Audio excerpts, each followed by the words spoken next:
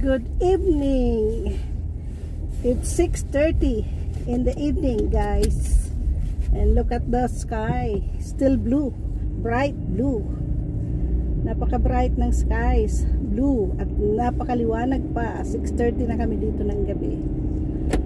Matagal akong hindi nakapag video habang nagda-drive. Ngayon, nagawa ko na. Kasi hindi ko pa naayos yung stand, pero meron na akong stand. So, hopefully maayos ko na siyang, maikabit ko siya para hindi natutumba-tumba ang aking cellphone. So, yan.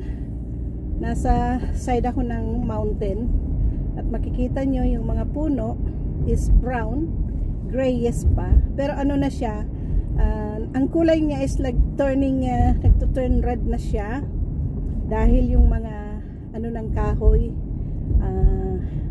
nagaano na yung anong tawag dyan, yung mga buds ng dahon is naglalabasan na, guys. So in few weeks ano na, meron ng mga dahon ang ating ang mga kahoy dito sa aking dinadaanan. Yan.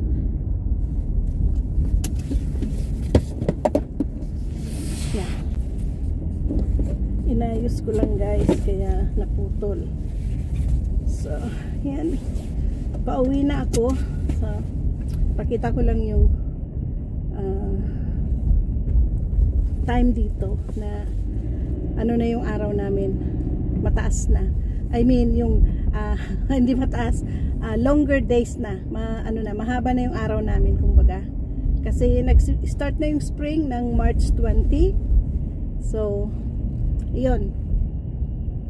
So ngayon is 6:30. Kung nakikita nyo is maaraw pa siya. Hindi pa bumababa ang araw, hindi pa siya sa sunset. Kaya mainit na mainit pa siya.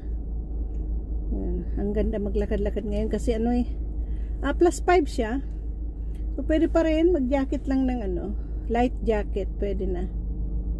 I wish na makapaglakad-lakad ako pagkadating ko sa bahay, kahit makaikot man lang ako kahit maka 5,000 steps, okay na yun. Noon dati ginagawa namin yun, guys, na every day lalakad kami around the blocks doon sa namin. Minsan nakaka 10,000 steps kami. Talagang iniikot namin yung talagang araw-araw is lumalayo kami ng isang street. So everyday nagdadagdag hanggang lumalayo yung nalalakad namin, and then pabalik. Parang iniikot lang namin, guys, na galing sa bahay. Yun, maganda kasi yung maglakad-lakad sa ganitong oras na yun, kahit pawisan ka, maganda sa pakiramdam.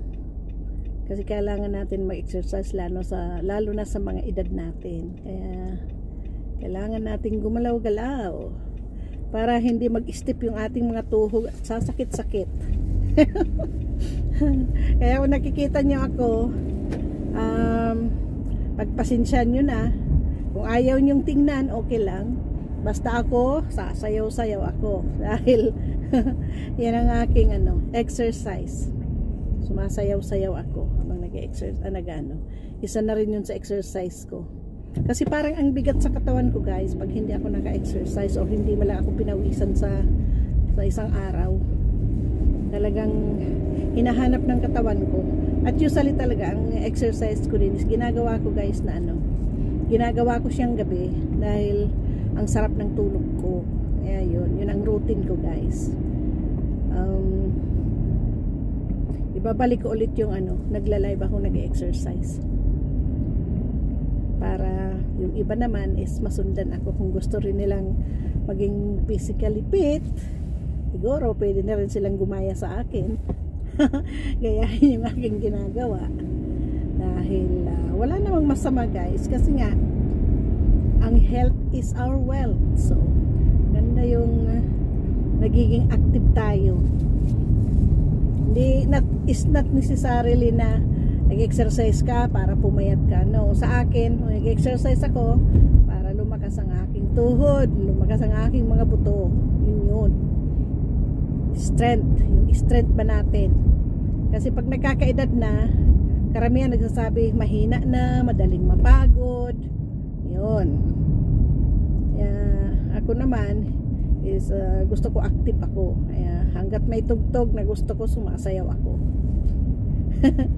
Sumasayaw akong exercise ko. Oh my gosh, itong sasakyan na to, bawal siya mag U-turn. Oh, straight na straight yung sign. Talagang lumiko, nag U-turn. Palibhasa walang pulis. Kaya nakaano siya. Papasok na ako ng downtown, guys. Ito ang ruta ko pa uwi. So ngayon makikita nyo maliwanag na dito ang ruta ko. Kasi noon panay ang video ko is nag-i-snow. So ngayon maliwanag na. So nakikita nyo na yung mga building na yan sa malayo. Diyan ako papasok mamaya. Bababa ako dyan. Kasi na kung bagay yung aking pwesto ngayon is nasa taas pa siya. Eh yung downtown pababa yun. Kaya bababa ako dyan sa yung mga building na matataas na yan. Sa ilalim yan. Kasi yung mga building na yan is yung mga bagong tinatayong mga kondo yan. Ngayon. Ang ganda maglakad-lakad ngayon. Ang ganda ng panahon. Nakakamiss. Nakakamiss maglakad-lakad. Yun. Yan lang ang ano. Yan ang buhay namin dito, guys. Ako dahil palagi akong nasa kalsada. Yun. Drive dito, drive doon. Ang iba sabi nila sa akin, buti pa daw ako. Drive lang ng drive. Eh nakakapagod din, guys, yung drive ka ng drive. Takbo ko ng takbo kasi minsan walang parking. Tatakbuhin ko yung ano, kung ano sa punta ako sa opisina, kung anong opisina pupuntahan ko. Tinatakbo ko yon or tatawagan ko yung sa ano, tatawagan ko yung secretary or something na bumaba. I-meet niya ako para hindi ako matikitan. So, iikot ako niya ng isa and then imimit ko siya sa baba. Ganun lang, guys. Kasi kung matikitan ako mahal ang ticket. Sayang din. Padala na sa Pilipinas. Kulang-kulang $100. 91 yata yun. Ingat-ingat. Ingat-ingat sa ticket. Matikitan tayo. Kung may iwasan din lang, why not? So, papasok na ako. Pababa na ako. Kasi nga galing ako sa taas, guys. So, makikita nyo na yung mga building na yun, no? Nasa malayo ko. Parang kumikipot na ang kalsada. Diyan ako papunta. Diyan ako liliko mamaya.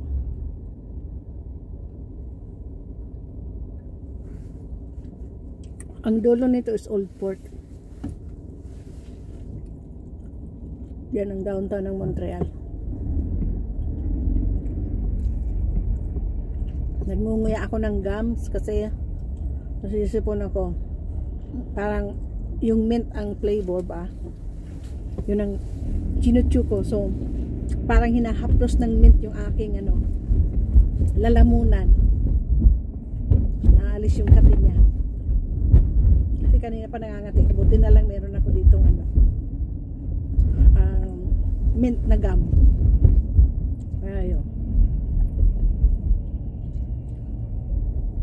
Refreshing sa aking lalamunan.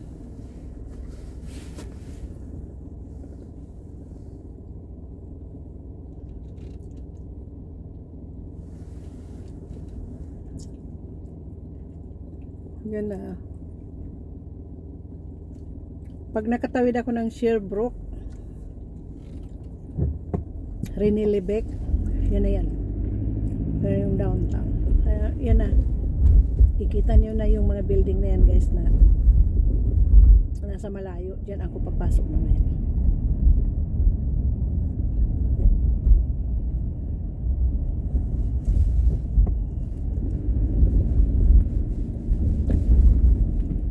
Medyo matraffic siya, pero tumatakbo kami.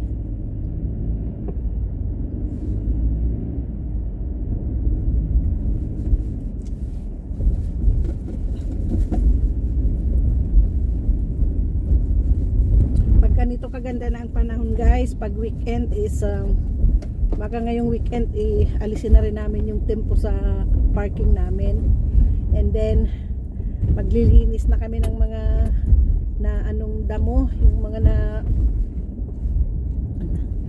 damong na ano ng snow.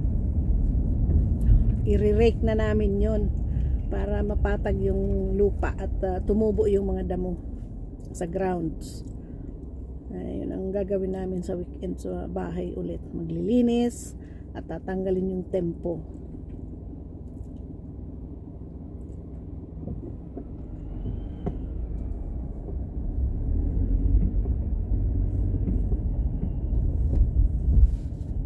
Yan. Ito na.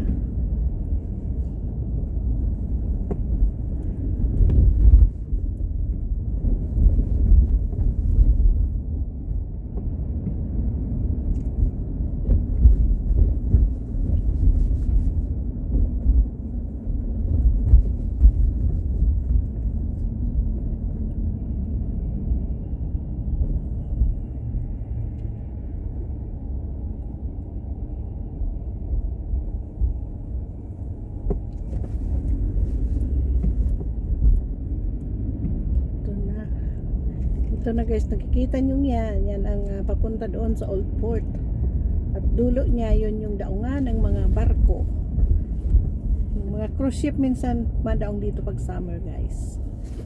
So yan, so that's it for now guys. Yan na, nakikita nyo yung mga building na yan. Ay, na ano yan. So itong building na to is katatayo lang yan na kondo, kaya ano pa siya ang kulay niya, ganda pang tingnan. So ayan.